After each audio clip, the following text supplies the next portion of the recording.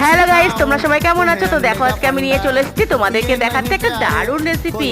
দেখো আজকে আমি বানাচ্ছি ডিমের ভুজিয়া। দেখো প্রথমে ডিমগুলো আমি ভালো করে ফাটিয়ে নিয়েছি। ওদিকে কড়াটা গরম হয়ে গেছে, কড়াইতে দিয়ে দেবো আমি একটু পরিমাণ মতন তেল।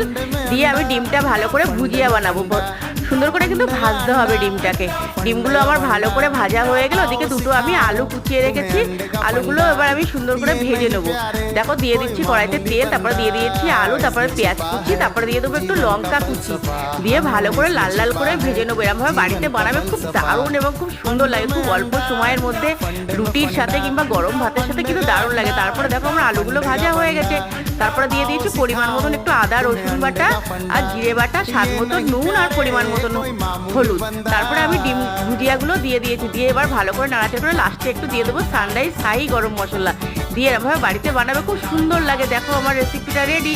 তোমাদের কেমন লাগছে অবশ্যই লাইক